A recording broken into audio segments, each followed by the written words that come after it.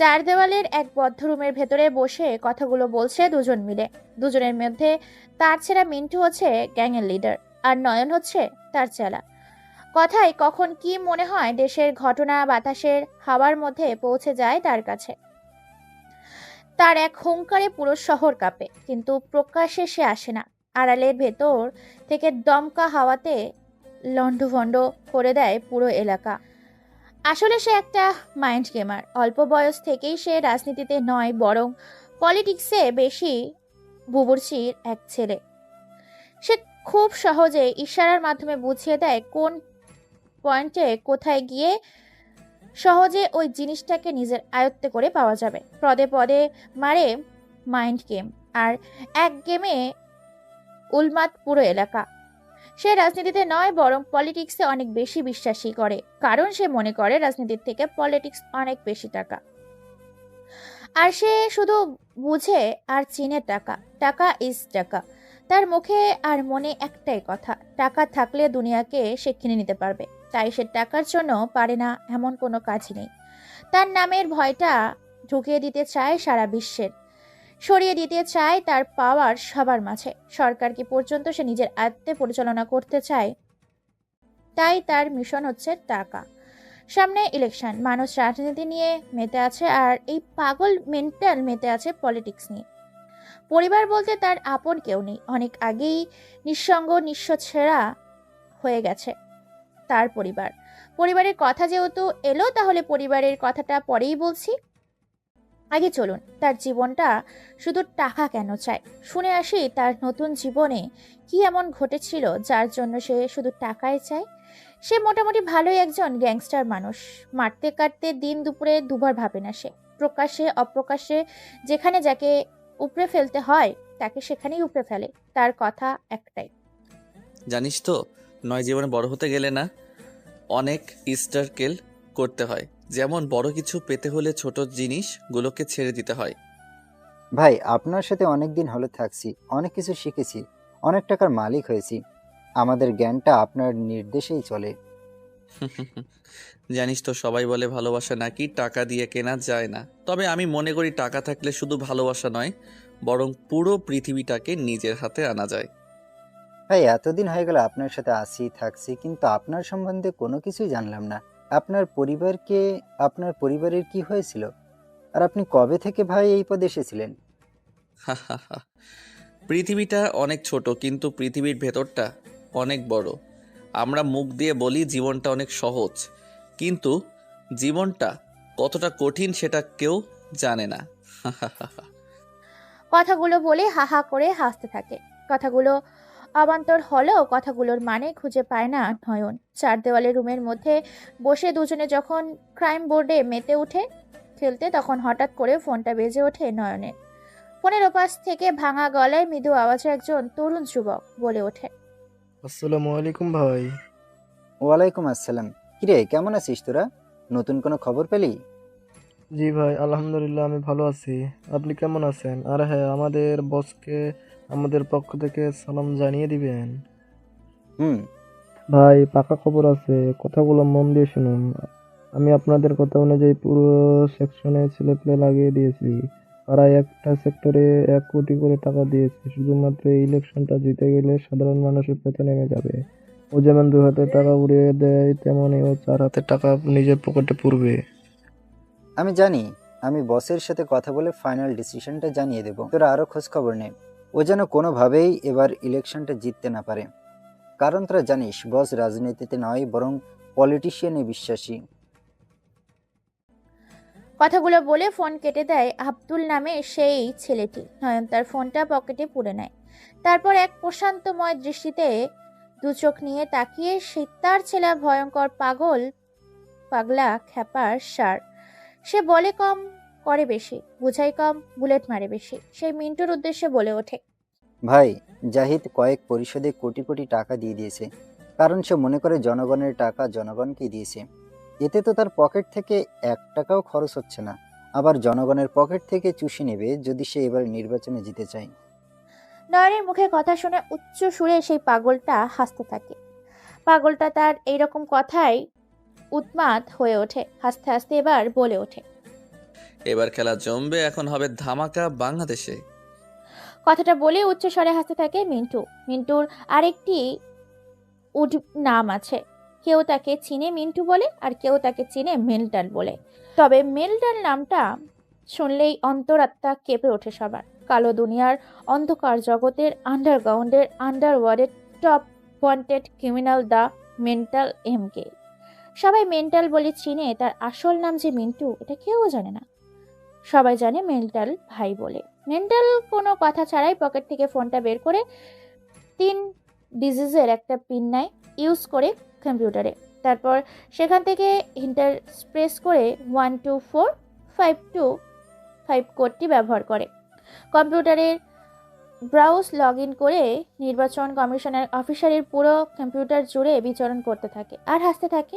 ফোনটা কেটে দিয়ে বলে ওঠে নয়নের উদ্দেশ্যে, কিরে, কোথায় কি করতে হবে তোকে বোঝাতে হবে না, নাকি তুই নিজেই তুলে আনবি ওকে? ভাই কাজ হয়ে যাবে, ওকে তুলে নিয়ে আসছি। হুম। তারপর নয়ন ওখান থেকে বেরিয়ে চলে যায়।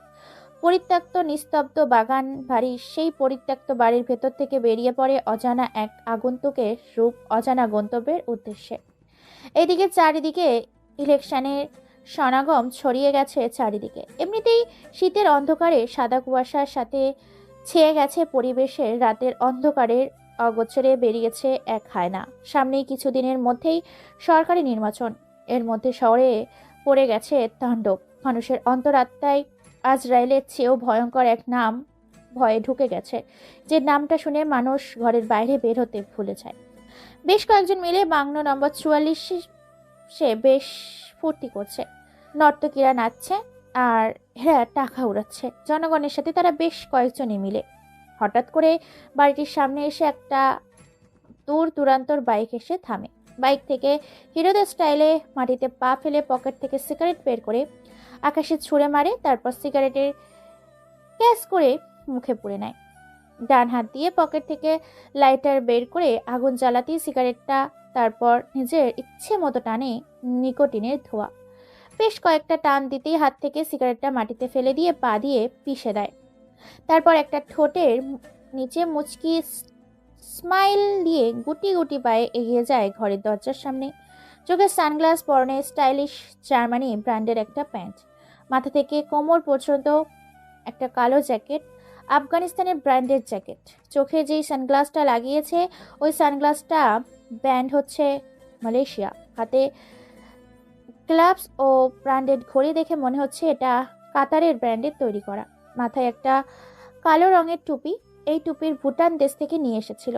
কোমর থেকে পিস্তলটা বের করে তার সামনে নিয়ে আসে। জ্যাকেটের ভেতরে হাতার সামনে রাইফেলটা নিয়ে নেয়। রাইফেলের ব্র্যান্ডেড হচ্ছে the most government of criminal the power of bank, hyena the killer, আন্ডারওয়ার্ল্ডের দ্য গ্রেট শীর্ষ মস্তান অ্যান্ড আন্ডারওয়ার্ল্ডের the criminal of the killer boys mental. রাইফেলটা বাংলাদেশের তৈরি করা, কিন্তু রাইফেলের ভেতরে যে বুলেটগুলো আছে সেই একটা বুলেট তৈরি করা হচ্ছে চীন দেশের। চীন দেশ থেকে আগত তার একটা বুলেট। হয়তো তার ইশারা ভুল হতে পারে, কিন্তু যার শরীরে বুলেট লাগে তাকে উপরের টিকিট ধরাতে মোটেও মিস করে না এই চীনের তৈরি বুলেট। দরজার সামনে এসে আগন্তুকটা দাঁড়ায়। তারপর পকেট থেকে হাতটা বের করে দেওয়ালের কলিং বেল বাজিয়ে দেয় 3বার। টুং টুং শব্দের ভেতর থেকে একজন এসে দরজা খুলে দেয়। দরজা খোলার সাথে সাথেই ছেলেটি আগন্তুককে দেখার আগেই মাটিতে লুটিয়ে পড়ে। কেননা ছেলেটি দরজা খুলেই চোখ মিলে তাকানোর আগেই দরজার বাইরে যে আগন্তুকটি দাঁড়িয়েছিল সে আগন্তুকটি ধারওয়ালা ব্লেড দিয়ে ছেলেটির গলার শিরা, উপশিরা, শ্বাসনীলা, কণ্ঠনালী এক টানে ছিদ্র করে দেয়।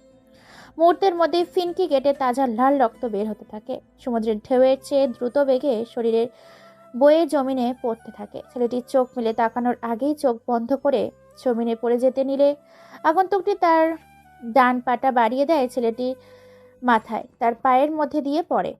তারপর আগন্তুকটি ছেলেটির মাথাটাকে খুব যত্ন সহকারে জমিনে ফেলে দেয়। কেননা আগন্তুকটি জানে যে গুলি করলে শব্দ হবে অথবা ছেলেটি চিৎকার করবে, তাই বুদ্ধি খাটিয়ে আগন্তুকটি মেন পয়েন্টে তার শিল বসিয়ে দিয়েছে। তার ক্যারেক্টার নেই কোনো ক্ষমা, নেই কোনো দাড়ি, একেবারে ফুল স্টপ। ভেতরে কয়েকজন রাজনৈতিক দলের নেতা বসে বেশ নর্তকীদের নাচ দেখছে। তাদের সাথে ওর উন্মাদ হয়ে মেতে উঠেছে তখনই তাদের ভেতর থেকে সম্রাট নামের এক রাজনৈতিক নেতা হালকা হেসে বলে ওঠে, আরে ওই নৎকি, শুধু কোমর নাচালেই হবে নাকি? আমাকেও সুখ দিতে হবে। আয় রে আয়, আমাকে সুখ দে, তোকে টাকার বিছানায় শুয়ে রাখবো। এদিকে প্রায় 10 জনের মতো সিকিউরিটি পুরো হল রুমটাকে ভালো করে নজরদারি করছে, যেন বাইরে থেকে কেউ ভেতরে প্রবেশ করতে না পারে।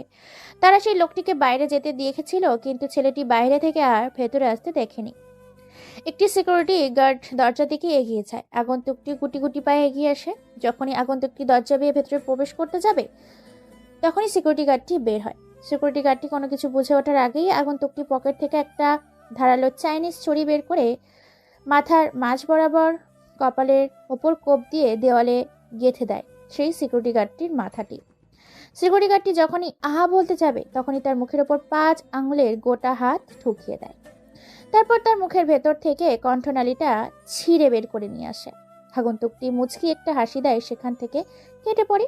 আর সেই সিকিউরিটি গার্ডটি ঠাই মূর্তির মতো দাঁড়িয়ে থাকে। রুমের মধ্যে বসে আসে সম্রাট, মুক্ত, মোজারুল এবং সাকিব।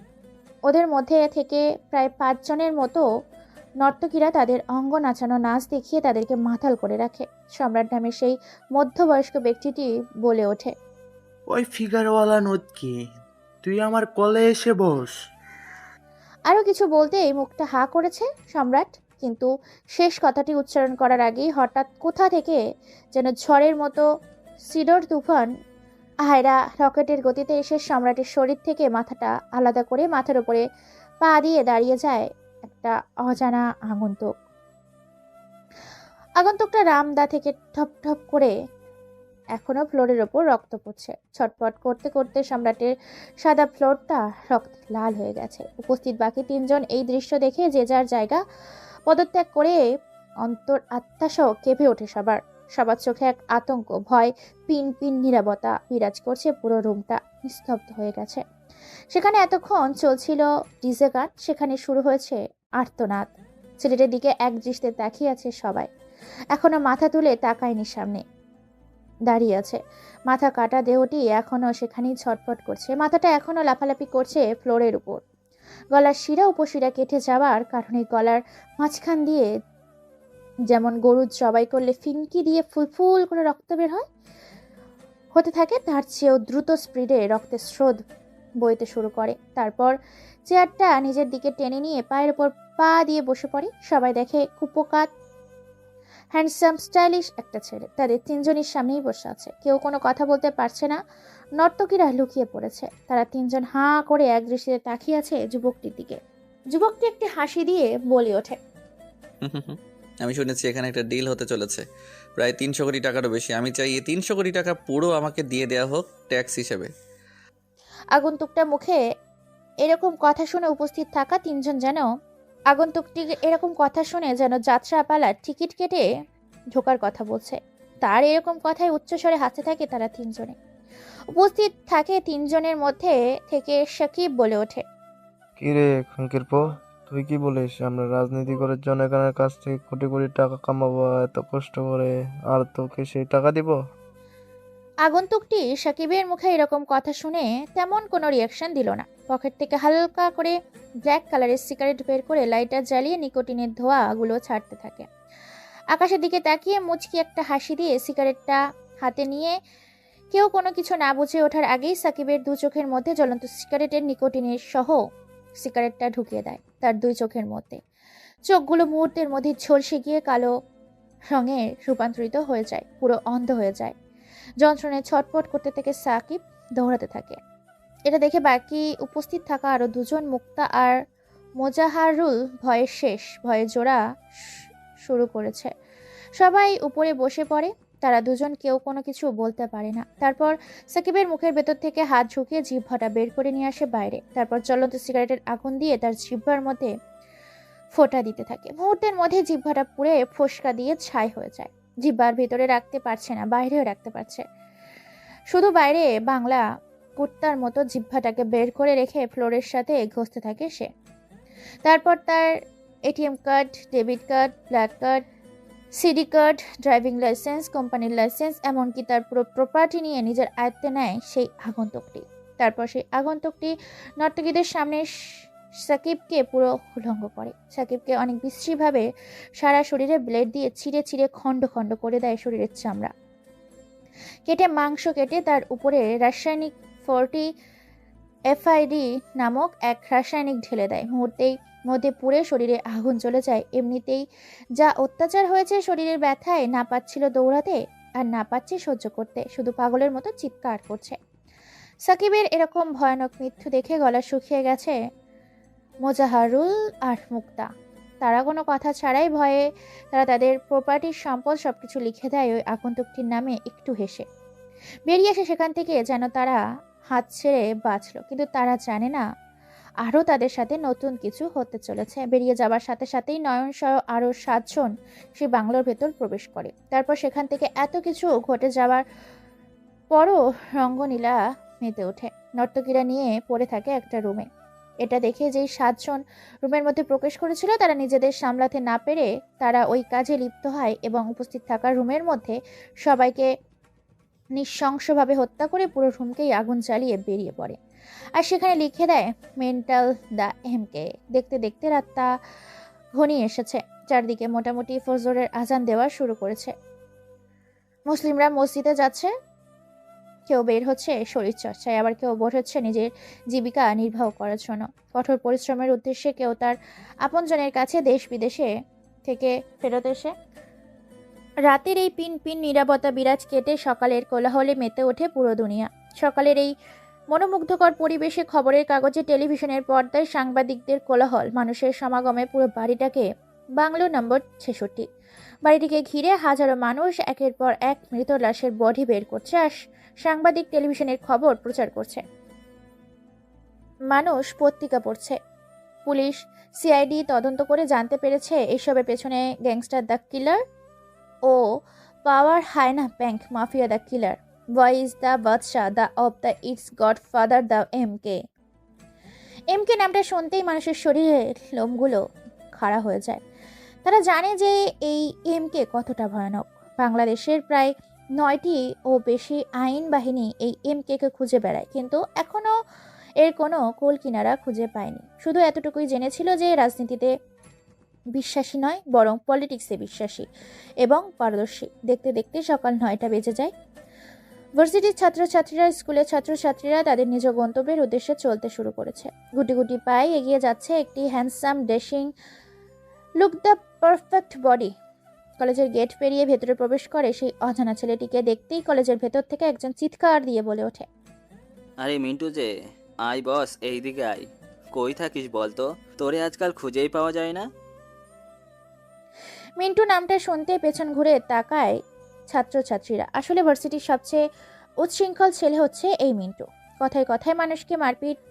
আসলে এই ছেলেটি এমনই। ছেলেটি আর কেউই নয়, আমাদের এই গোপন আগন্তুক মিন্টু, ওরফে আন্ডারওয়ার্ল্ডের power of bank hyena the killer boy is mental the killer এমকে।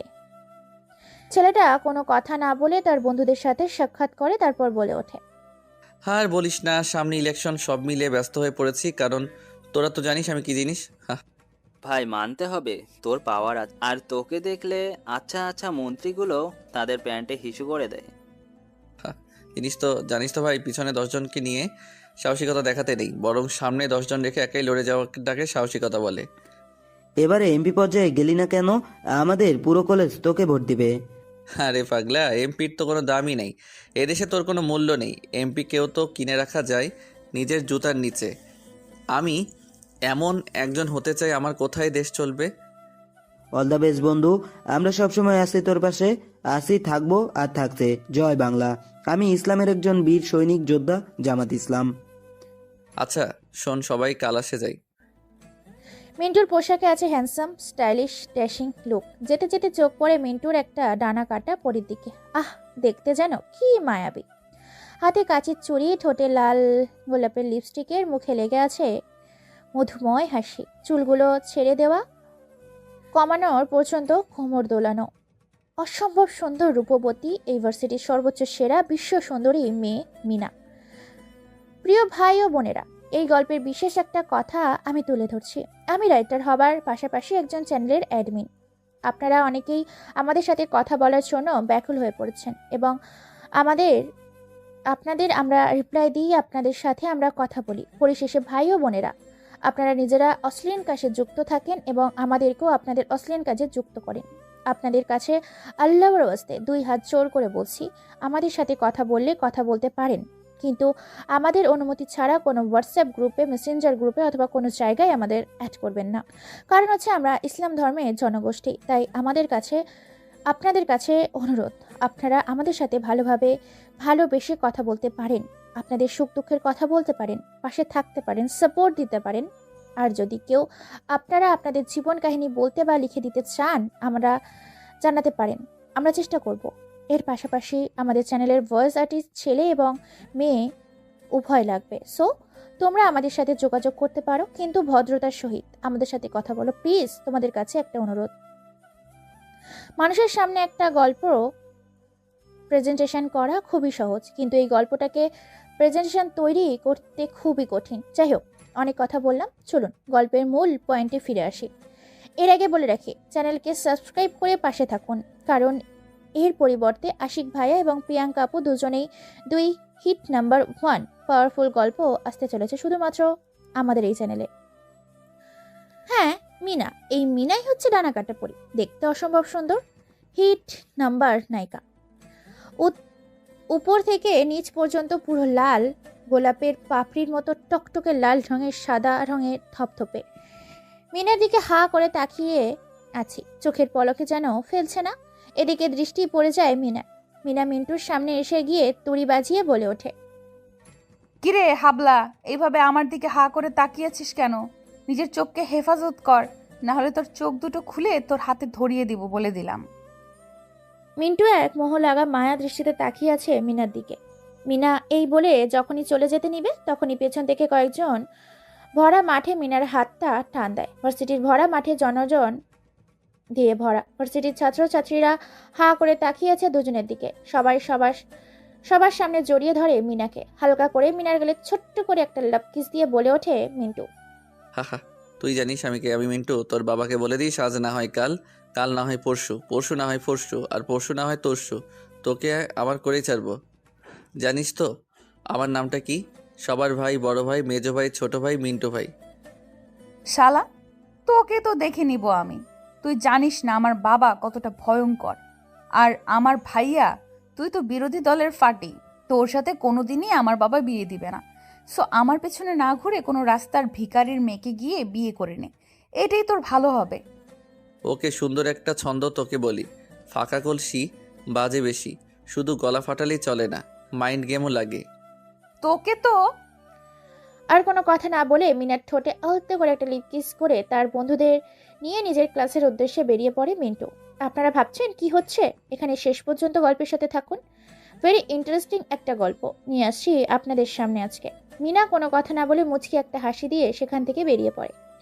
এই মিনা হচ্ছে এমপি দেলোয়ার হোসেনের মেয়ে। দেলোয়ার হোসেনের একটাই মাত্র মেয়ে, সেটা হচ্ছে মিনা। টাকা আর সম্পদের কোনো অভাব নেই, সাথে সম্মান বিলাসবহুল জীবনযাপন তাদের। তার মেয়ে মিনাও এই ভার্সিটির একজন শিক্ষার্থী। মিনার চাচাতো ভাই মিন্টু, আর মিন্টুই হচ্ছে চাচাতো বোন মিনা। আপনারা ভাবছেন তাহলে দুজনে কি হলো? আসলে মূল কাহিনী হচ্ছে মিন্টু মিনাকে ভালোবাসে আর মিনা মিন্টুকে ভালোবাসে। একে অপরকে খুব ভালোবাসে, তাদের নিজেদের প্রাণের থেকেও বেশি ভালোবাসে। সকালে আজকে এই কাহিনীটা ঘটিয়েছে তারা, যার কারণে রেগে আছে ভীষণ মিনা মিন্টুর ওপরে। আসলে মিনা আর মিন্টু একই বাড়িতে থাকে, কিন্তু কালকে মিন্টু সারা রাত বাড়িতে যায়নি বলে ভীষণ রেগে যাচ্ছে মিনা। কারণ সে সারা রাত মিন্টুকে জড়িয়ে ঘুমাতে পারেনি, তাই তার মাথা ভীষণ গরম আছে তার প্রতি। সকালেও বাড়িতে যায়নি, সরাসরি ভার্সিটিতে চলে এসেছে। এমনকি দুজনের বিয়েও হয়ে গেছে, পারিবারিকভাবে তাদের বিয়ে দেওয়া হয়েছে। অল্প বয়সে তারা নিজেরাই নিজেদের মতের ইচ্ছে বিয়ে করে নেয়, যাতে নিজেদের কোনো পরকে যুক্ত না হতে হয় সেজন্য। ভার্সিটিতে সবাই আড্ডা দিচ্ছে, এদিকে শহরের একের পর এক রোমাঞ্চকর কাহিনী ঘটে চলেছে শহরের বিভিন্ন স্থানে। পাওয়া যাচ্ছে রাজনৈতিক নেতাদের লাশ, শহরে হরতাল, বিভিন্নভাবে তাণ্ডব। সেখান থেকেই বলে ওঠে মিনার বান্ধবী সুধা, কি রে, তুই দুলাভাইয়ের সাথে এইভাবে ক্যাম্পাসে ঝগড়া করলি কেন? আজ মনে হয় দুলাভাই তোকে আদর করতে ভুলে গেছে। শাকচুনি চুপ কর, যদি আর কথা বলিস না তোর মুখে মারবো এক ঘুষি। ওর আজকে কপালে দুঃখ আছে। ও আমাকে সকালে কিস না করে চলে এসেছে ভার্সিটিতে। ও জানে না ও ঠোঁটের ছোঁয়া না পেলে আমার দিনটাই ভালো যায় না। আজকে ওকে শুধু একবার পাই, তারপর ওর ক্লাস নেব ভালো করে। তোরা আর যাই বলিস দোস্ত, তোরা দুজনে একটা খাস মাল রে। তোদের জুটিটাকে হেব্বি মানিয়েছে। এইভাবে কথা বলছে নিজেদের। মিন্টু নিজের গন্তব্যের উদ্দেশ্যে চলে যাচ্ছে ভার্সিটিতে। বসে আছে সাজু, জয় সহ আরো অনেকে। তাদের মধ্যে থেকে সাজু বলে ওঠে, ভাই, ভাবির সাথে এভাবে ঝগড়া না করলেও পারতিস। আজকে তোর কি অবস্থা হবে জানিস তুই? তোকে তো আজ। চুপ বেটা, শুধু ওকে নাকি বল, ওর পুরো শরীরকে পেটাবে বেল দিয়ে। ভাবি এ মাইরি হেব্বি রেগে আছে। চুপ বেটা, আমার মিসেসের রাগ কিভাবে ভাঙাতে হয় সেটা আমার ভালো করেই জানা আছে। সো আমার মিনা পাখিকে নিয়ে তোদেরকে ভাবতে হবে না, আমি নিজেই ওকে ম্যানেজ করে নিতে পারবো। জানি রে ভাই, তাছাড়া তোর পাওয়ার আছে, ক্ষমতা আছে, অর্থবিদ আছে, তোকে সবাই চিনে কম বেশি। সে যাই হোক, তোর মিনা পাখি তো বাইরে চলে গেছে। তুই আর এইখানে থেকে কি করবি? তুইও চলে যা, না হলে তোর কপালে কিন্তু দুঃখ আছে, বলে দিলাম। ঠিক বলেছিস ভাই, ওর কাছে যেতে হবে। সে কালকে থেকে আদর করতে পারিনি, ভীষণ রেগে আছে আমার উপরে, তাই আমি গেলাম, তোরা আসিস। এই বলে মিন্টু ইউনিভার্সিটি থেকে বেরিয়ে পড়ে আর অজানা গন্তব্যের উদ্দেশ্যে। ভার্সিটি থেকে বের হতেই পরপর তিনটি বাইক এসে সেখানে মিন্টুর সামনে থামে। তারপর মিন্টু কোনো কথা ছাড়াই মানুষের আড়ালে চোখের অগোচরে বাইক তিনটির মধ্যে থেকে একটি বাইকের ওপর চেপে বসে। মুহূর্তের মধ্যেই চোখের পলকের ফাঁকে গাড়ির ফুল স্পিডে ভার্সিটির এলাকা ছেড়ে চলে যায় তার অজানা গন্তব্যের উদ্দেশ্যে। বাইক তিনটি চলে আসে একটা গ্যারেজের সামনে। বাইকটি থেকে নেমে একটা ছেলে গ্যারেজের ছাপ খুলে দেয়। তারপর চারজন মিলে ভেতরে প্রবেশ করে। চারদিকটা অন্ধকার ছেয়ে গেছে। ভেতর থেকে শুধু শোনা যাচ্ছে মানুষের একটা গুঙানোর আওয়াজ। তাদের চারজনের মধ্যে থেকে একজন গিয়ে গ্যারেজের ভেতরে বাতি অন করে। লাল রঙের লালচে বাতি 200 ওয়াল্টে জ্বলে ওঠে। টেবিলের সামনে চেয়ারের সাথে বাঁধা রয়েছে একজনকে। ছেলেটির চোখে রুমাল বাঁধা, মুখে কাপড় ঢোকানো, পা ও হাতে চেয়ারের সাথে রশি বাঁধা। সবটা দেখে মিন্টু ওরফে এমকে কোনো কথা না বলে সেখান থেকে ইশারা দিয়ে বেরিয়ে পড়ে। বাইরে এসে হালকা হেসে বলে ওঠে, নয়ন আর আব্দুল কান খুলে শুনে রাখো, যতক্ষণ বেঁচে আছে ততক্ষণ অবধি ওর শরীরে বেল্টের বাড়ি দিতে থাকবি এবং ভিডিও ক্যামেরা করে সেটাকে আমার কাছে পাঠিয়ে দিবি। ঠিক আছে ভাই, ও তাহলে ওর কাজ করুক, আমি আপনাকে সহি সালামতে পৌঁছে দিয়ে আসি। তারপর বেরিয়ে পড়ে এমকে ভাই। যেতে যেতে ফোনে অজানা নাম্বার থেকে কল আসে। মেসেজ পড়ে তো পুরো মাথা নষ্ট তার, কেননা মেসেজে লেখা আছে, আমার শহরে আমার উপরে রাজত্ব করছিস তুই, তোর শহরে আসছি রে তোকে ধ্বংস করতে। আমি তোর রূপে নিয়ে মুখোশ দাঁড়িয়ে এক মায়াবী রে। আহ আহ আহ। মেসেজটা পড়ে পুরো মাথা গরম হয়ে যায় এমকে ভাইয়ের। তারপরে মেসেজগুলো পড়ে পায়ের রক্ত যেন মাথায় উঠে যায় এমকে ভাইয়ের। দ্রুত বাইক চালিয়ে তাকে পৌঁছে দিতে বলে তার বডিগার্ডগুলো। দ্রুত তারা বাইক স্পিডে চালিয়ে আসে তার নিজ গন্তব্যে। বাড়ির সামনে থেকে বাইকগুলো নামিয়ে দিয়ে চলে যায় তারা নিজ গন্তব্যে। গুটি গুটি পায়ে মিন্টু বাড়ির ভেতরে প্রবেশ করে। বাড়ির সামনে গিয়ে কলিং বেল বাজাতেই ভেতর থেকে মিন্টুর চাচি আম্মু দরজা খুলে দেয়। তারপর সে বাড়ির ভিতরে প্রবেশ করে। তার চাচি আম্মুকে সালাম দেয়। মিন্টুকে দেখতেই বলে ওঠে, কিরে বাবা, কোথায় ছিলিস এই কয়দিন? জানিস তো তোকে ছাড়া পুরো বাড়িটা ফাঁকা ফাঁকা লাগে। তোর চাচু তোর জন্য কত টেনশন করে, আর তুই কি না জানিয়ে বাইরে থাকছিস? মিন্টু তার চাচি আম্মুর কথা শুনে কোনো রকম কথা ছাড়াই চাচি আম্মুর গলাটাকে জড়িয়ে ধরে আলতো গলায় বলে ওঠে, কি আম্মু, আস্তে নাস্তে শুরু করে দিলে? আমি জানি যে তোমরা আমার জন্য কত টেনশন করো, আর বাবাইকে তো বলে দিয়েছি যেন আমার জন্য টেনশন না করে। হয়েছে, আর ন্যাকামো করতে হবে না, যা ফ্রেশ হয়ে আয়, আমি তোর জন্য খাবার রেডি করছি। ওকে আম্মু, ঠিক আছে, আমি ফ্রেশ হয়ে রেডি হয়ে আসছি। এই বলে মিন্টু আর কোনো কথা না বলে সেখান থেকে সিঁড়ি ভেদ করে তার নিজের রুমে চলে যায় ফ্রেশ হতে। বাথরুমে ঢুকেছে ফ্রেশ হতে। শাওয়ারের নিচে পানি ছেড়ে দিয়ে ইচ্ছে মতো শরীরটাকে ভিজিয়ে দিচ্ছে। হঠাৎ করে বাথরুমের দরজা ভেদ করে দৌড়ে গিয়ে জাপটে ধরে আচমকা এমন হাওয়াতে মিন্টু চমকে ওঠে। পরক্ষণেই আগন্তুকটির ছোঁয়া পেতেই বুঝে যায় যে কে এই ব্যক্তিটা। তার না দেরি করে জড়িয়ে ধরে আলতো করে চুমু খায় কপালে। অজানা আগন্তুকটি বলে ওঠে, আমার কপালে চুমু খেলে হবে না, আমার দুই ঠোঁটে চুমু খেতে হবে, তবে তোকে আজকে মাফ করব। হুম, শুধু এইটুকুই? আগে তুই এটুকু তো করে দেখা, তারপরে তোকে দেখাচ্ছি।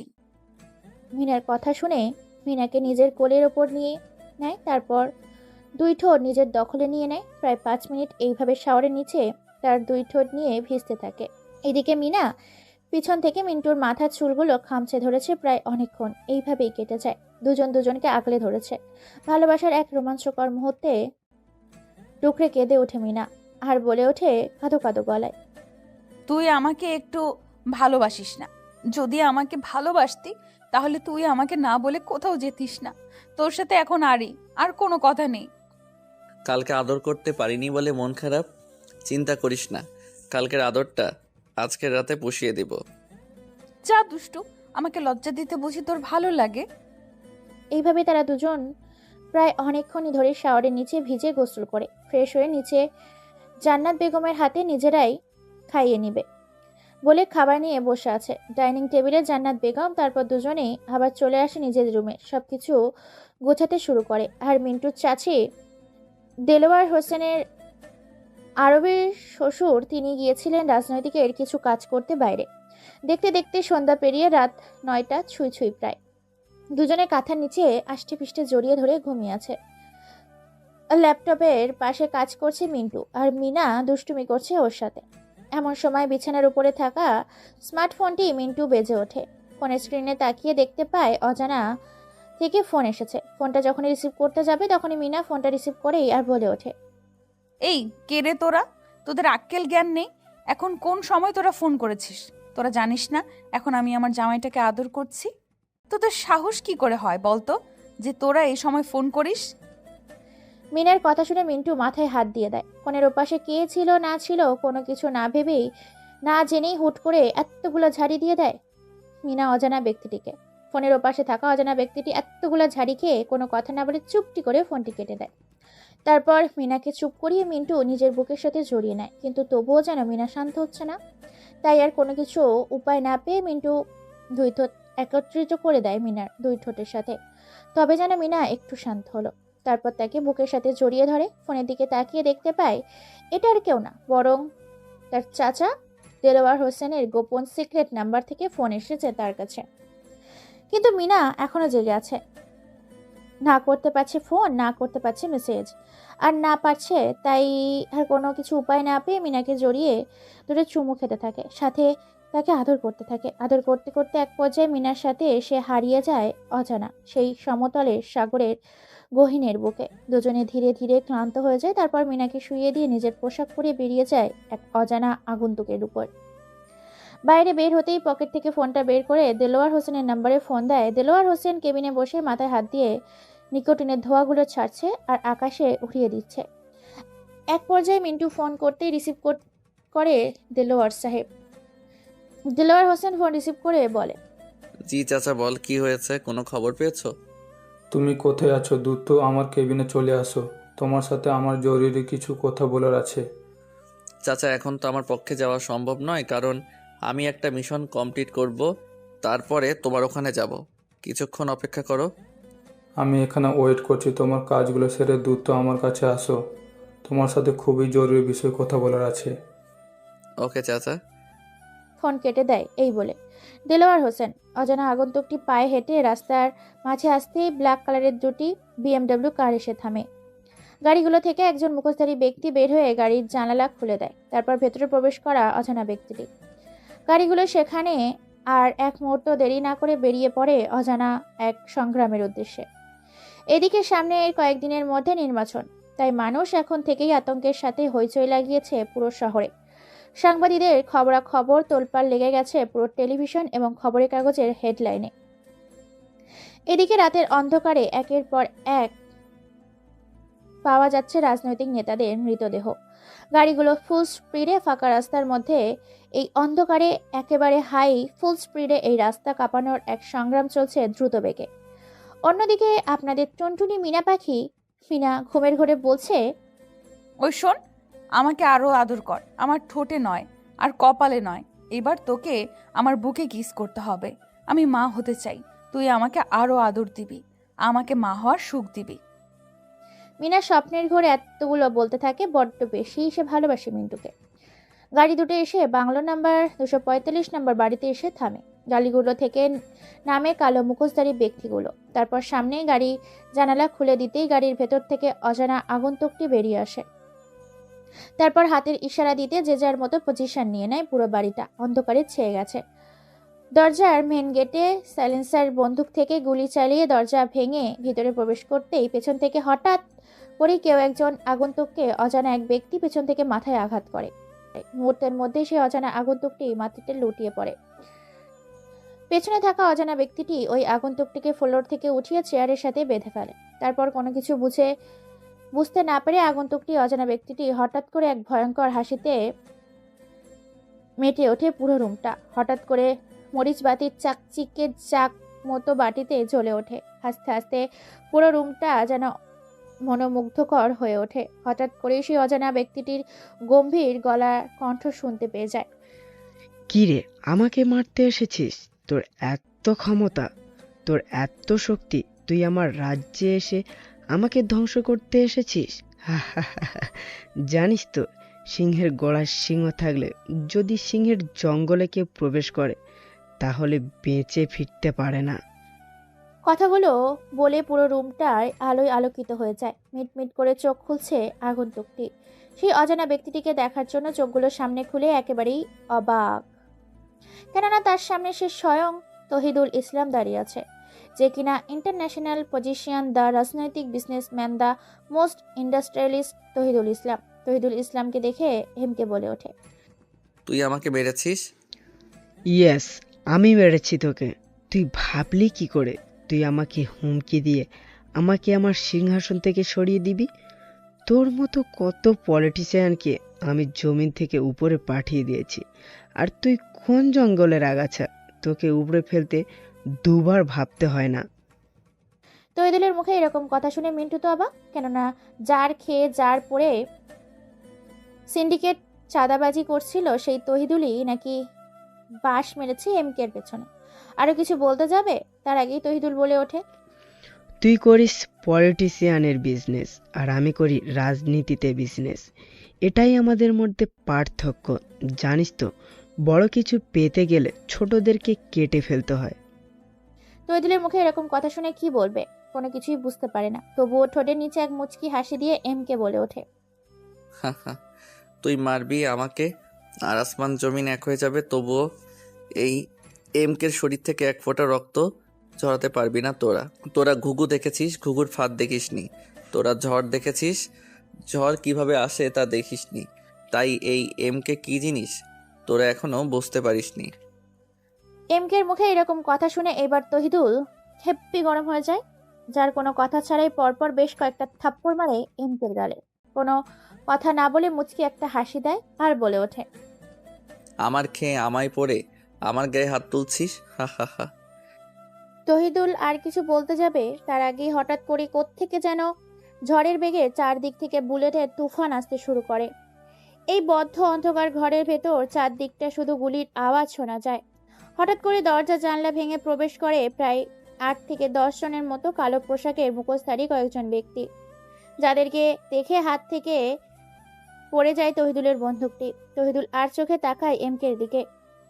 এমকে উচ্চ স্বরে হাসতে থাকে। চেয়ার থেকে হিরোদের স্টাইলে উঠে গলার মাঝ বরাবর শ্বাসনালীতে মারে এক লাথি।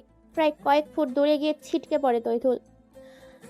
আব্দুল নয়ন এসে হেমকের হাতে বাঁধনও পায়ের বাঁধন খুলে দেয়। নয়নের হাতে থেকে রূপার তৈরি 3 কোনিয়া চাইনিজ কুড়ালটা নিয়ে একের পর এক কলা গাছের মতো কাটতে থাকে রুমের মধ্যে উপস্থিত থাকা তার দরের ছেলেদেরকে। কারো গলায় তো কারোর পায়ে, কারোর পায়ে তো কারোর কপালে, কারোর কপালে তো কারোর পেটে, পেটে তো বুকে। একের পর এক রূপার তৈরি কুড়ালটা দিয়ে মুহূর্তের মধ্যে পুরো রুমটাকে গোরস্থানের শ্মশান বানিয়ে ফেলেছে এই এমকে আবার বলে ওঠে, প্রশ্ন নয়, তুই তো জানিস আমি কি জিনিস, তাই কোনো কথা নয়। হামিদুল সাহেব ও তার পরিবারকে নৃশংসভাবে কে হত্যা করেছে, তুই ও কি তাদের সাথে জড়িত ছিলি? মৃত্যুর আগে সত্য কথাটা বলে যা। ভাই, আমি তো অত সব জানি না, তবে আমি জানতাম যে আপনার বাবা মাকে মারা হয়েছে। আমি এই বিষয়ের সবটা জানতাম, তবে এর পেছনে আরও অনেকজন আছে। আপনার বাবা অনেক বড় একজন রাজনীতিবিদ ছিলেন। তিনি কখনো অন্যায় করতে চাননি বলে তাকে বিপরীত দলের রাজনীতিবিদগুলো নৃশংসভাবে হত্যা করেছে কোনো এক ডিলের কারণে। আর কোনো কথা বলতে না দিয়ে পকেটের ভেতর থেকে একটা ব্লেড বের করে কলার শ্বাসনালীর উপর চালিয়ে দেয়। ব্লেডটি এমকে। তারপর নিজের রাগটাকে নিজের কন্ট্রোলে আনার জন্য পুরো শরীরে ব্লেডের আঘাত দিতে থাকে। এক পর্যায়ে পুরো শরীর চিরে খণ্ড খণ্ড করে ফেলে তহিদুলের। তবুও যেন নিজের মধ্যে একটা কন্ট্রোল হচ্ছে না। তারপর কুড়াল দিয়ে আঘাত করতে থাকে। এক পর্যায়ে বন্দুক হাতে নিয়ে বন্দুকের ভেতরে যতগুলো গুলি ছিল প্রত্যেকটা গুলি তার বুকের ওপর চালায়। তারপর সে শান্তি পায়। হঠাৎ করে চাচার ফোন পেতে সে সেখান থেকে বেরিয়ে যায়। লাশগুলোকে গুম করে দিতে বলে। হ্যাঁ, মিস্টার হামিদুল সাহেব হচ্ছেন একজন মন্ত্রী। তিনি বাংলাদেশ সেনার দেশের এক অন্যতম নীতিবান রাজনৈতিক নেতা ছিলেন। অনেকে রাজনৈতিক দলের কিছু অবৈধ নেতা কাজের জন্য আহ্বান করে এবং সত্যের প্রতি থাকার জন্য হামিদুল সাহেব কোনোভাবেই তাদের সাথে ডিল করতে রাজি হয় না বলে তার পুরো পরিবারকে নৃশংসভাবে হত্যা করে এবং হামিদুল সাহেবের ছেলে হচ্ছে হেমকে। তারপর তাদেরকে নৃশংসভাবে সেখানে মেরে তার দল লাশগুলোকে গুম করে দিতে বলে। সেখান থেকে বেরিয়ে যায় এমকে তার চাচার উদ্দেশ্যে। এদিকে দেলোয়ার হোসেন নিজের অফিসে বসে কাজ করছে। তখনই বাইরে থেকে বলে ওঠে, ভিতরে আসতে পারি? এমকের গলার আওয়াজ শুনতে পেয়ে রুমের ভেতর থেকে চেয়ারের উপর বসে থাকা দেলোয়ার হোসেন বলে ওঠে, ভেতরে আসো। তোমার সাথে খুবই গুরুত্বপূর্ণ কিছু আমার বিষয়ে কথা বলতে হবে। তুমি চেয়ারের উপরে বসে পড়ো।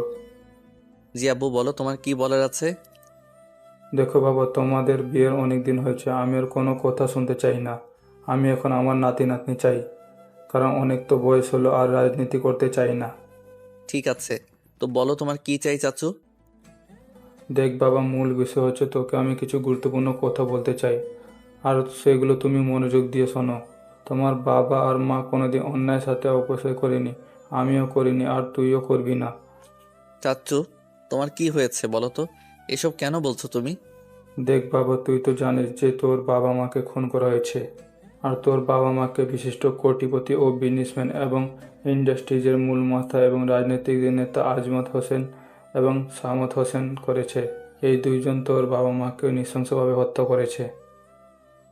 কথাগুলো শুনে এমকের মাথা গরম হয়ে যায়। কোনো কিছু আর না বলে চুপটি করে হাত পা গুলো মুষ্টিবদ্ধ করে ফেলে। চোখগুলো লাল রক্তবরণ ধারণ করেছে। পুরো চেহারার প্রতিচ্ছবি চেঞ্জ হয়ে গেছে। তারপরও নিজের রাগটাকে কন্ট্রোল করে বলে ওঠে, বর্তমান তাদের কোথায় পাবো এবং তাদের ডেরাগুলো কোথায় কোথায় আছে?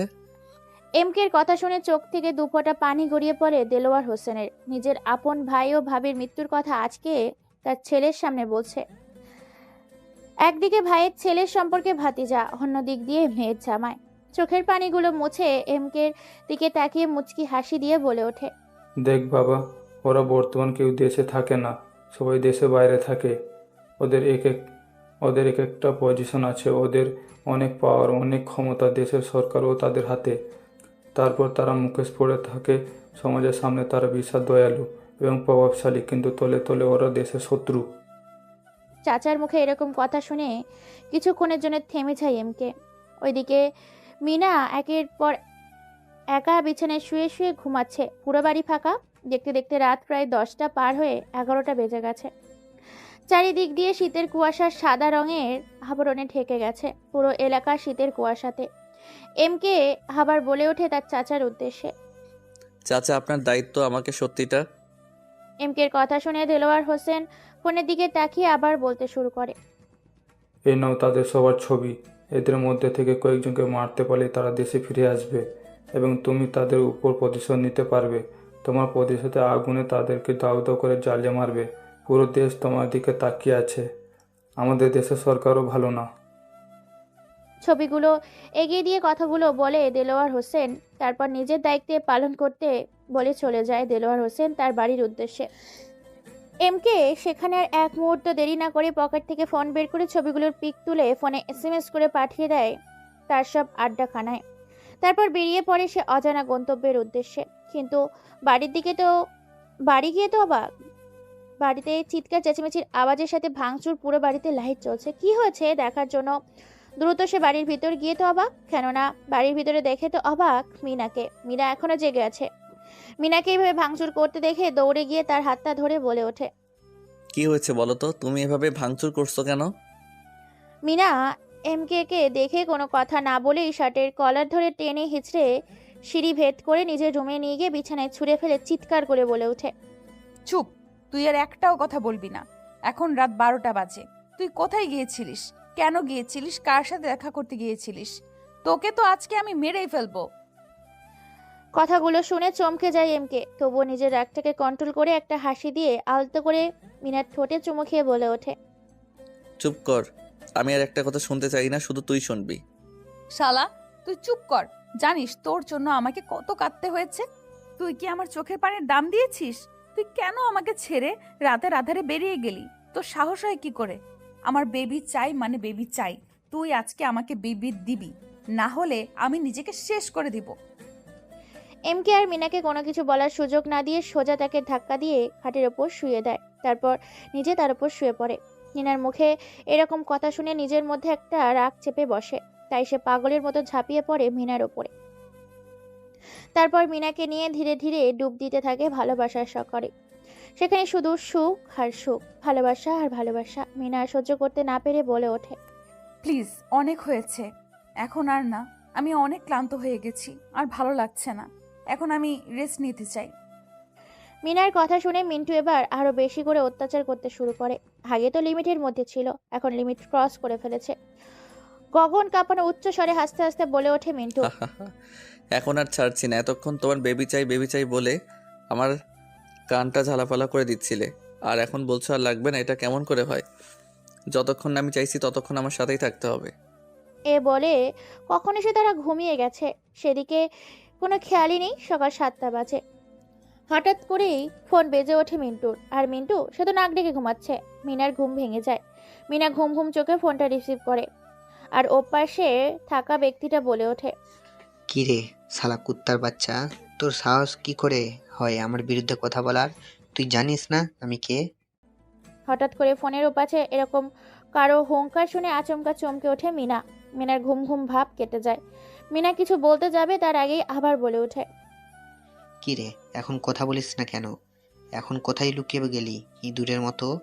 যদি তোর সত্যিকারের ক্ষমতা থাকে ও সাহস থাকে, তাহলে আমার দ্বারাই এসে আমাকে তুলে নিয়ে যা। কথাগুলো বলে কোনো কিছু বলার সুযোগ না দিয়ে ফোনের ওপাশে থাকা ব্যক্তিটি ফোনটা কেটে দেয়। ফোনের দিকে হা করে ড্যাব ড্যাব করে তাকিয়ে আছে মিনা। একবার ফোনের দিকে তাকাচ্ছে তো আরেকবার মিন্টুর দিকে তাকাচ্ছে। অবশেষে তাকে পরে জিজ্ঞাসা করবে বলে ফোনটা রেখে দিতে যাবে, তার আগে হাতে থাকা ফোনটি বেজে ওঠে। ফোনটা রিসিভ করতেই ফোনের ওপাশে থেকে আবার কেউ একজন বলে ওঠে। হ্যালো ভাই, আপনি বর্তমান কোথায় আছেন? ওদের দলের 4 জনকে আমরা তুলে এনেছি। শালাগুলো আপনার সম্বন্ধে অনেক বাজে বাজে কথা বলছে। কি করব বলেন? একেবারে দুনিয়া থেকে সরিয়ে দেব নাকি আপনার জন্য রেখে দেব? কথাগুলো শুনে মিনা তো চমকে যায়। কি বলছে ফোনের ওপাশে থাকা ব্যক্তিরা? আপনারা ভাবছেন মিনা তো জানে যে তার রাজনীতি করে এসব করতে পারে, কিন্তু মিন্টু যে রাজনীতি করে ঠিকই, কিন্তু মিন্টুর আসল পরিচয় যে কে সেটা তো কেউই জানে না। এবার ফোনের ওপাশে থাকা ব্যক্তিটি আরো কিছু বলতে যাবে, তার আগেই মিনা থামিয়ে দিয়ে বলে ওঠে। হ্যালো, কে বলছেন আপনি? কাকে ফোন দিয়েছেন? আর কি সব মেরে ফেলবেন বলছেন? আপনি এই নম্বর কোথায় পেলেন?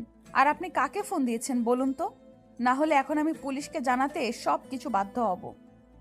ফোনের পাশে থাকা নয়ন নামের ছেলেটি মিনার গলা শুনতে পেয়ে দ্রুত ফোন কেটে দেয়, যেন সে হাত ছেড়ে বেঁচে এমন ভাবতে পারেনি যে ওর ভাইয়ের বদলে ওর মিনা ফোনটা ধরবে। দ্রুত ফোনটা বন্ধ করে দেয়, কিন্তু ফোনটা বারবার বন্ধ দেখাচ্ছে। অবশেষে আর সহ্য করতে না পেরে বিছানা থেকে কে জোরপূর্বকভাবে তুলে উঠিয়ে রাগী কণ্ঠে বলে ওঠে। এসব কি হচ্ছে মিন্টু? বারবার তোমার ফোন আসছে, আর যতবার ফোন রিসিভ করি ততবারই কেউ তোমাকে ভাই বলে, আবার কেউ তোমাকে হুমকি দেয়।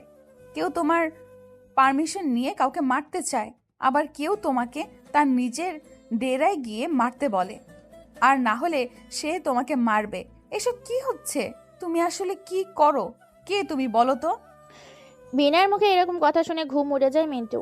একবার ফোনের দিকে তো আরেকবার মিনার দিকে। সে কি বলবে কোনো কিছুই ভেবে পায় না।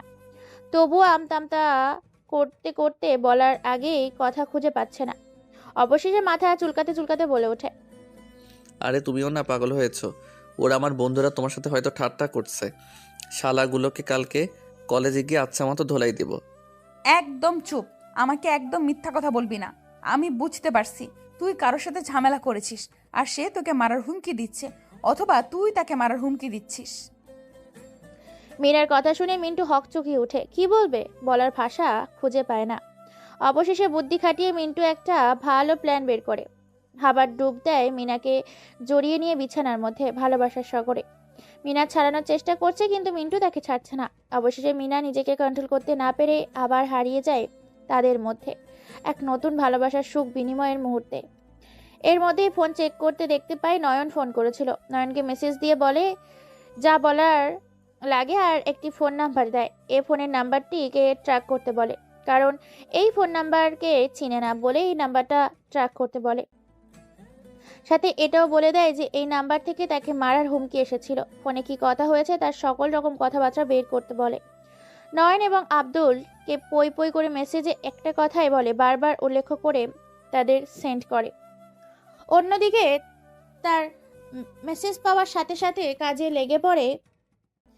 যে চারজনকে তুলে এনেছিল তাদেরকে গোডাউনের ভিতর বেঁধে রেখে এক পর্যায়ে দুজনেই ক্লান্ত হয়ে গেলে একসাথে ওয়াশরুমে গিয়ে গোসল করে বেরিয়ে আসে।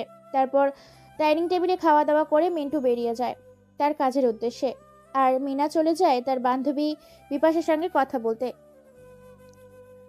কিছুক্ষণের মধ্যে গাড়ি নিয়ে পৌঁছে যায় মানুষের সমাগম ও ভিড়ে এক জনশূন্য এলাকায়, কালো দুনিয়ার অন্ধকার জগতে, সেই পুরনো গোডাউনের ভিতরে। চারজনের সামনে রাখা হয়েছে জ্বলন্ত কাঠের আগুন, সাথে পেট্রোল। এমকে এই সিদ্ধান্ত নিয়েছে আজকের মৃত্যুটা তাদের এতটাই ভয়ানক হবে যে 50,000 বছরের ঐতিহাসিক অত্যাচারের থেকেও ভয়ঙ্কর এই অত্যাচার হবে। এমকে গোডাউনের ভেতরে এসেছে দেখে নয়ন এবং আব্দুল পেছন থেকে একটা চেয়ার এনে দেয়। পকেট থেকে লাইটার এবং সিগারেট বের করে সিগারেটের ধোঁয়াগুলো উড়িয়ে দিতে থাকে তাদের মুখের দিকে। সিগারেটের গন্ধে চারজন খক করে খেসে ওঠে। কোনো কিছু বলার আগেই এমকের হাতে থাকা সিগারেটটা দিয়ে তাদের মুখের ভিতর থেকে জিহ্বাটা বের করে আনে। সিগারেটের আগুন দিয়ে জিহ্বার কয়েকটা জায়গায় পুড়িয়ে দেয়। চারটে ছেলে যেন গলা কাটা মুরগির মতো ছটফট করতে থাকে। কুকুরের মতো জিহ্বা বের করে চোখের পানি অঝরে ফেলতে থাকে। ওদের এরকম অবস্থা দেখে এমকের মাথা পুরো গরম হয়েছে, কেননা তারা শুধু চোখের পানি ফেলছে কিন্তু চিৎকার করছে না। এটা এমকে সহ্য হচ্ছে না। তার চিৎকার শুনতে ভালো লাগে, সেজন্য তার হাতে থাকা সিগারেট দিয়ে তাদের চারজনের ঠোঁটের উপর আবার পুড়িয়ে দেয়। এবার যেন হাতিকে যেমন চাম্বুক মারা হয় তার হাতির বিকট আওয়াজ চিৎকার করে, তার থেকেও যেন ভয়ঙ্কর চিৎকার দেয়। এই চারজন তাদের চিৎকার শুনে উচ্চ স্বরে হাসতে থাকে। এমকে হাসতে হাসতে বলে ওঠে এমকে, হা হা হা, এখন ঠিক আছে, তোদের এই চিৎকারটাই শোনার জন্য আমি অপেক্ষা করছিলাম। ছেলেগুলো আরো আর্তনত শোনার জন্য সে চারজন ছেলের দু পায়ের ফাঁকের মাঝখানে অনেক বিশ্রীভাবে সিগারেট দিয়ে অত্যাচার করতে থাকে। সেই চারটা ছেলে যেন পাগলা কুত্তার মতো ছটফট করতে থাকে। অবশেষে কথা বলতে আর পারে না, জিহ্বাটা বের করে মাথাটা নিচু করে দিয়ে চোখের পানিগুলো টপ টপ করে ফেলছে। কথা বলতে গিয়েও যে কথা বলতে পারে না, কেননা তার আগেই যে চারজনের জিহ্বাটা পুড়িয়ে দিয়েছে সিগারেটের আগুন দিয়ে।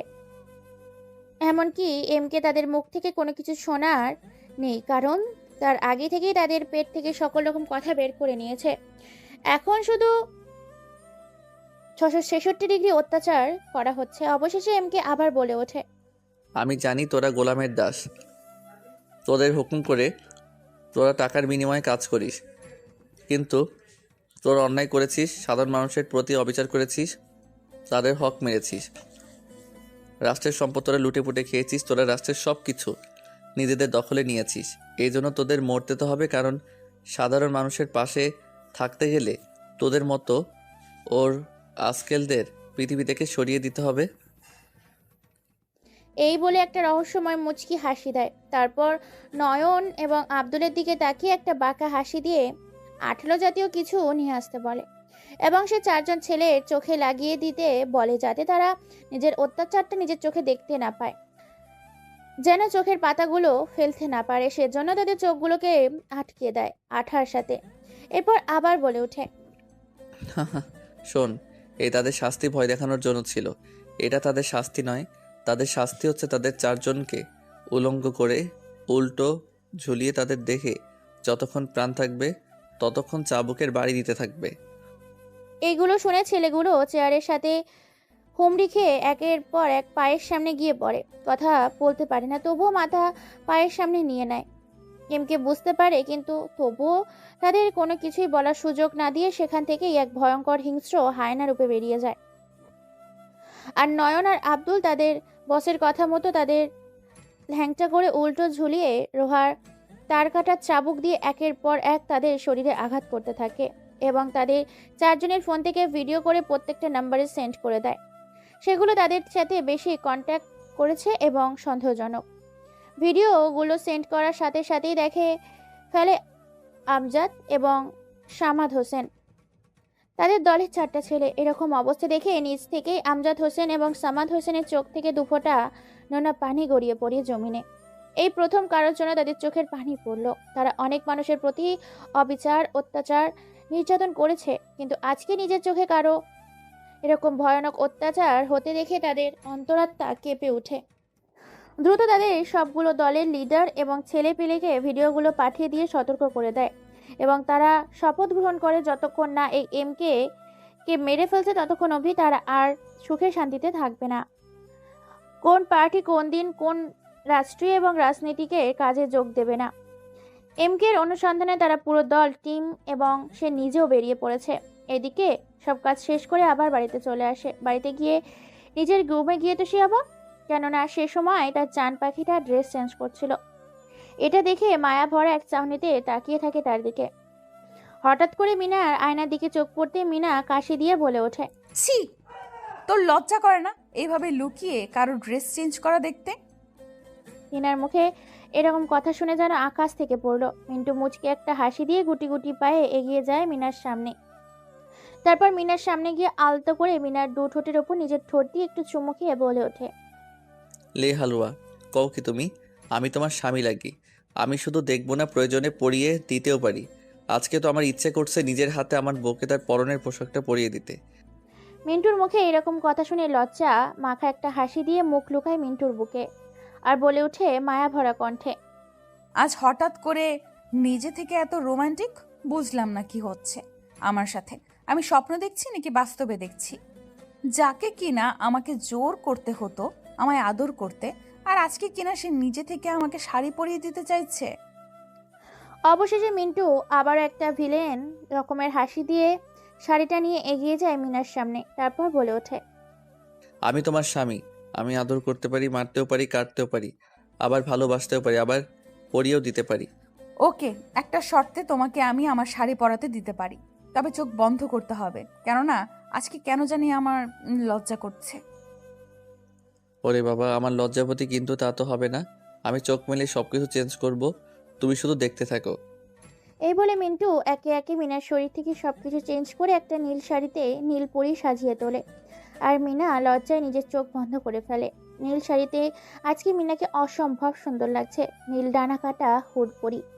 মিন্টু মিনার পেটের আঁচল থেকে শাড়িটাকে এক সাইড করে নিজের দুই ঠোঁটে ছোঁয়া দেয় তার নাভির উপরে। সাথে সাথেই 11,000 কারেন্টের শক যেন তার শরীর দিয়ে প্রবাহিত হয়। সাথে সাথে মিন্টুর মাথাখানা মিনা নিজের পেটের সাথে খামছে ধরে আর মিন্টু হাসি দিয়ে বলে ওঠে, হা হা হা, এইটুকুতে এই অবস্থা? যদি আরো কাছে টেনে নিতাম তাহলে তোমার কি হতো? তুমি কিন্তু খুব দুষ্টু হয়ে গেছো। এবার আমাকে ছাড়ো, আমাকে যেতে হবে আমার এক বান্ধবীর পার্টিতে। জানি না সে আজকে আমাকে ইনভাইট করেছে, তোমাকেও সাথে করে নিয়ে যেতে বলেছে। কিন্তু আমার তো এখন যাওয়া হবে না, অফিসের কিছু কাজ আছে। তুমি যাও, আমি তোমাকে সেখান থেকে নিয়ে আসবো। ওকে, ঠিক আছে। এমনিতেই তো আমি তোমাকে জোর করতে পারি না, কিন্তু আমাকে যদি তুমি না নিতে আসো তাহলে বাড়ি এসে তোমাকে মজা বোঝাবো। মিন্টু মাথা নাড়িয়ে হ্যাঁ সূচক জানায়। মিনা এই বলে যখনই চলে যাবে তখনই পেছন থেকে মিনার হাতটা টেনে ধরে কপালে একটা চুমু খায়। তারপর মিনার একটা লজ্জামাখা হাসি দিয়ে চলে যায় তার বান্ধবীর বাড়ির উদ্দেশ্যে। এইদিকে সেই 3টা ছেলেকে মারতে মারতে আধমরা করে ফেলেছে, প্রায় শরীরের মাংসগুলো খুলে খুলে পড়ছে।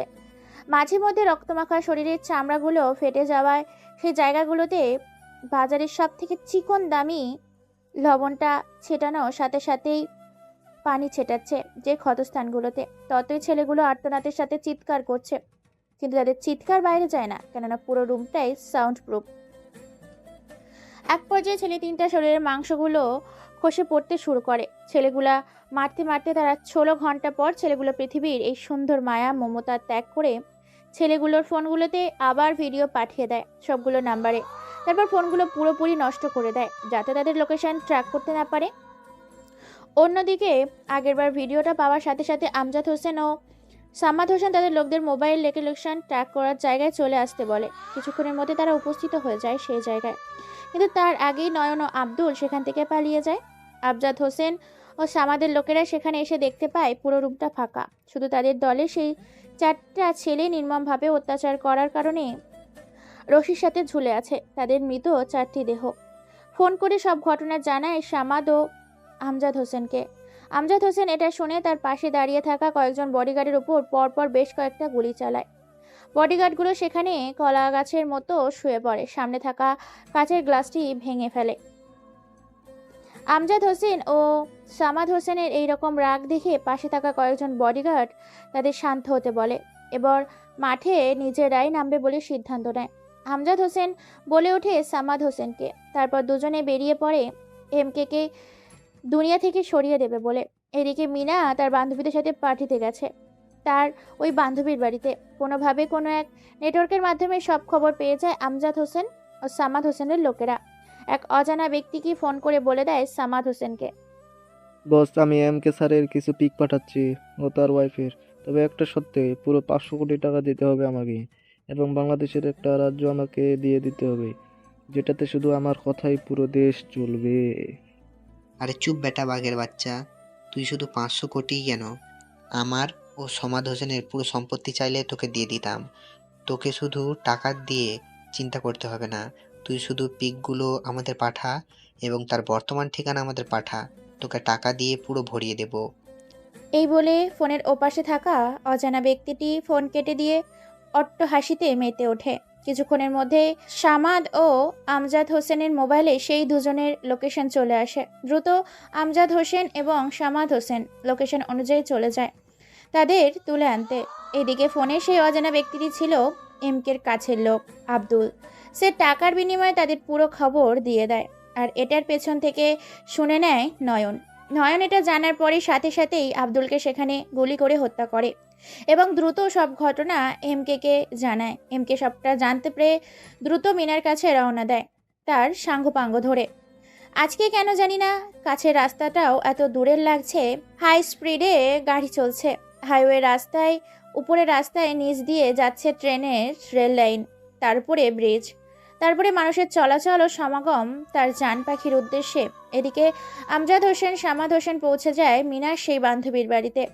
সেখানে গিয়ে প্রায় 50 জনের মতো লোককে নিয়ে বাড়ির ভেতরে প্রবেশ করে, আর মিনাকে সেখান থেকে তুলে নিয়ে আসতে গেলে সেখানকার লোকেরা বাধা দিতে আসে।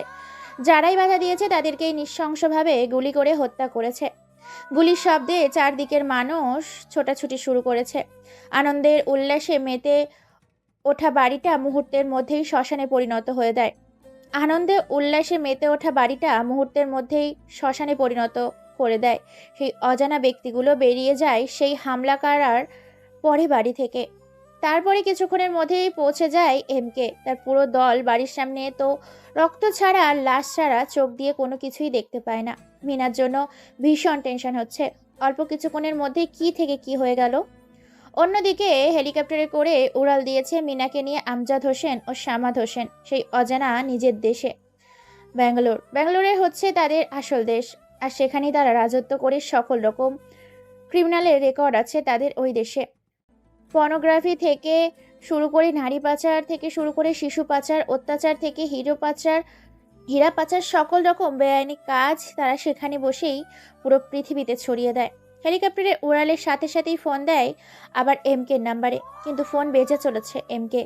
ফোনের দিকে কোনো হুঁশ নেই। সে দ্রুত গাড়ি নিয়ে ছুটছে তার অজানা গন্তব্যের উদ্দেশ্যে, তার ভালোবাসার জান পাখিটা রক্ষা করার পেছনে। আকাশে দুইটা হেলিকপ্টার, হাজারো জনগণ দেখে আছে। আকাশের দিকে তাকিয়ে আছে হেলিকপ্টারগুলোর দিকে। আমজাদ হোসেন হুঙ্কার দিয়ে বলে ওঠে এমকে। কিরে শালা হালার পো, কোথায় আছিস তুই? তোর জান পাখিকে তুলে এনেছি আমরা।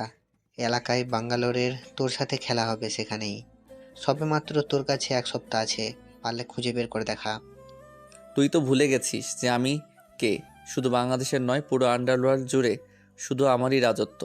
আর তুই আমাকে রাজপথ দেখাচ্ছিস? শুনে রাখ, রাজ্যটা আমার ছিল, আমারই আছে। রাজা আমি ছিলাম, আমি থাকবো। আর রাজ্য আমার ছিল, আমারই হবে। আমি আসি তোর শহরে তোর জীবন কবজ করতে। চলাই, দেখা যাক কার কত পাওয়ার। দ্রুত সবগুলো গাড়িকে একত্রে করে চলে আসে তার নিজস্ব প্রাইভেট জ্যাক হেলিকপ্টার ল্যান্ড করার মাঠে। প্রায় সেখানেই 35টির বেশি হেলিকপ্টার রাখা আছে। আছে বেশ কয়েকটি প্রাইভেট প্লেন, যেগুলোর এক একটির দাম কয়েকশো কোটি টাকা। প্রায় 5,000-এর বেশি ছেলেপিলে নিয়ে উপস্থিত হয় পুরো মাঠে। উড়াল দেয় একসাথে 30টির বেশি হেলিকপ্টার। হাঁ করে তাকিয়ে আছে রংপুর বিভাগের বাসিন্দাগুলা, পঞ্চগড় ডিস্ট্রিক্টের মানুষগুলা, অটোয়ারি উপজেলা, অটোয়ারি ফকিরগঞ্জ বাজারের হাজার হাজার জনতা তাকিয়ে আছে আকাশের দিকে, কেননা সেখান থেকে উড়াল দিয়েছে অনেকগুলো হেলিকপ্টার। আকাশে তাকালে শুধু শোনা যায় ভন ভন আওয়াজ। হেলিকপ্টার আর জ্যাক প্ল্যানগুলো রওনা দিয়েছে ব্যাঙ্গালোরে যাওয়ার উদ্দেশ্যে। মুহূর্তের মধ্যেই পুরো আকাশটা হেলিকপ্টার আর প্লেনে ছেয়ে গেছে। যেদিক দিয়েই যাচ্ছে সেদিক দিয়েই মানুষগুলো হা করে তাকিয়ে আছে। The power of godfather criminal is boy MK কয়েক ঘন্টা অতিক্রম করে চলে আসে ব্যাঙ্গালোর শহরে। ব্যাঙ্গালোরে হাজার হাজার জনতা তাকিয়ে আছে। প্লেনগুলোর ল্যান্ড করার মতো কোনো জায়গা নেই, যে সেখানে পাচ্ছে সেখানেই ল্যান্ড করছে। ব্যাঙ্গালোর শহরে প্রধান কোটিপতি কিংডম জেনারেল হাবিব মোল্লার সাথে যোগাযোগ করে পুরো প্রোটেকশন নিয়ে নেয় এমকে। সরকারের সাথে কন্ট্যাক্ট করে একটা হেলিকপ্টার যেখানে পড়ে সেখানেই ল্যান্ড করে, তারপর উড়ে পড়ে BMW কালো রঙের গাড়িগুলোতে। এদিকে খবর পেয়ে গেছে আমজাদ হোসেন। আমজাদ হোসেন ভালো করেই প্রোটেকশন নিয়ে নিয়েছে। পুরো এলাকা তো তন্ন তন্ন করে খুঁজে নিয়েছে। হঠাৎ করে এমকের ফোনে একটা কল আসে, আর এমকে ফোন রিসিভ করতেই বলে ওঠে ফোনের ওপাশে থাকা অজানা ব্যক্তিটি। আমি আমজাদ হোসেনের ওয়াইফ সুধা বলছি। তোমাকে যে কারণে ফোন করলাম, পুরো ব্যাঙ্গালোর শহরটাকে আমাকে তুলে দিতে হবে, সাথে 100 কোটি টাকা দিতে হবে। পুরো ব্যাঙ্গালোর শহরে যদি আমাকে রাজ করতে দাও, তবে আমি আমজাদ হোসেন, সামাদ হোসেন ও তোমার জান পাখির খবর দিতে পারি। রাজি আছি। আমি এমকে। আমার বুলেট মিস হতে পারে, কিন্তু আমার কথা মিস হয় না। তোমার সব সত্যি আমি রাজি। ওকে। কিছুক্ষণের মধ্যেই মোবাইলে লোকেশন চলে আসে। এক মুহূর্ত দেরি না করে যাকে সে যার মতো পজিশন নিয়ে নিতে বলে, একাই বেরিয়ে চলে যায় এমকে সেই গোডাউনের উদ্দেশ্যে। কিছুক্ষণের মধ্যেই সেখানে পৌঁছে যায়। গাড়ি নিয়ে দরজা ভেঙে ভিতরে প্রবেশ করে। সেখানে গিয়ে দেখতে পায় মিনার শরীরে নাজেহাল অবস্থা। অশ্লীল ভাবে থাকে চেয়ারের সাথে বেঁধে রেখেছে। এটা দেখে মাথায় রক্ত উঠে যায়। কাউকে কোনো কিছু বলার সুযোগ না দিয়ে কেউ কোনো কিছু বুঝে ওঠার আগেই পায়ের কাছ থেকে বন্দুক বের করে 2 হাত দিয়ে AK-47 বন্দুকটা চালাতে থাকে। অন্যদিকে আমজাদ হোসেন ও সামাদ হোসেনের লোকেরাও এমকে মারার জন্য গুলি করেন। লেগে যায় সংঘর্ষ। হঠাৎ করে গোডাউনের ভিতর উপর থেকে মানুষগুলো গোলাগুলি শব্দে পুরোপুরি এলাকা থমকে যায়। সাথে সাথে পুরো ব্যাঙ্গালোর শহরে আইন বাহিনী এবং এমকের সাথে 5,000 কালো পোশাকধারী বাহিনী পুরো বাড়িটিকে ঘেরাও করে নেয়। এক এক করে সবাইকে মেরে ফেলে। এর মধ্যেই অনেকগুলো লোক মারা গেছে, শুধু দাঁড়িয়ে আছে আমজাদ হোসেন। এমকে হাতের ইশারা দিয়ে প্লেনের নিচে রশি দিয়ে বেঁধে নিয়ে আসে বাংলাদেশে। ব্যাঙ্গালোরের সরকার অনেক সাপোর্ট দিয়েছে এমকে, সাথে মহিলাটার কথা মতো তাকে সব সত্য পূরণ করে দেয়। হেলিকপ্টার নিচে রশি দিয়ে বেঁধে দেয় সামাদ হোসেন এবং আমজাদ হোসেনকে। তারপর আমজাদ হোসেন ও সামাদ হোসেনের পায়ে ও হাতে প্লেনের ওপর থেকে নিচে গুলি করে হেলিকপ্টারের ওপর থেকেই পেট্রোল ঢেলে দেয় তাদের ওপর। তারপর আগুন জ্বালিয়ে দেয় তাদের শরীরে। দাউ দাউ করে আগুন জ্বলছে আর চিৎকার করছে। বাতাসের হাওয়া আর আগুনের প্রবণনে ধাওয়া করে জ্বলছে তাদের শরীর। জ্বলতে জ্বলতে পুরো মাংসগুলো খসে পড়ে যায় জমিনে। বাংলাদেশে কয়েক ঘন্টা পর এসব উপস্থিত হয়, সাথে ওদের কঙ্কালগুলো। শুধু এসেছে তারা, তাদের রক্ত বা শরীরের চামড়া মাংস কোনো কিছুই আসেনি, শুধু এসেছে কঙ্কালগুলো। তারপর সেই কঙ্কালগুলোকে ভেঙে ফেলে এমকে। সারা পত্রিকায় টেলিভিশনে ছড়িয়ে যায় আন্ডারওয়ার্ল্ড এবং আন্ডারগ্রাউন্ডের ক্রিমিনাল বয় এমকে। মিনা বেশ রেগে আছে। রুমের ভেতরে প্রবেশ করতে মিনা বলে ওঠে এমকে। ওখানে দাঁড়াও, রুমে ঢুকবে না। তুমি একটা গডফাদার মাফিয়া কিলার, তোমার কথায় পুরো আন্ডারওয়ার্ল্ড চলে। আর তুমি এতদিন ছদ্মবেশে আমার সাথে ছিলে। এমকে আরো কিছু বলতে যাবে, কিন্তু বলতে দেয় না মিনা। আবার বলে ওঠে, কি বলবে তুমি, কি বলবে? আজ যদি তোমার কিছু হয়ে যেত তাহলে আমি কি নিয়ে বাঁচতাম? আমি তোমাকে এইসব করতে বলেছি? কেন তুমি এইসব করেছো? কার জন্য করেছো? বলে ওঠে এবার এমকে। শুধু নিজেরটা ভাবলে হবে না, বরং বাংলাদেশে আরও 23 কোটি মানুষের ভালো মন্দ সুখ দুঃখ আমাকে ভাবতে হবে। চলো না আমরা নতুন করে শুরু করি। চুপ, আর একটা কথাও বলবি না তুই। জানো এমন বলতে হয় না। তোমাকে একটা নয়, তিনটা নয়, পুরো একটা ফুটবল টিম গিফট করব। একটা চান্স দাও। মিনাকে আর কিছু বলতে না দিয়ে এমকে মিনার দুই ঠোঁটে নিজের দখলে নিয়ে নেয়। তারপর বিছানায় হারিয়ে যায় অন্য এক পৃথিবীর রঙিন ভালোবাসায়। দেখতে দেখতে পুরো একটা ফুটবল টিম জন্ম দিয়েছে। বিশাল রাজনৈতিক নেতা হচ্ছে এই এমকে। সুখে শান্তিতেই চলছে তাদের সংসার, তাদের জীবন। ভালোবাসার রঙিন রঙিন হয়ে যাক। আমাদের সাথে থাকুন, পাশে থাকুন এবং সবাই সুস্থ থাকুন আর আমাদের গল্পগুলো শুনতে থাকুন।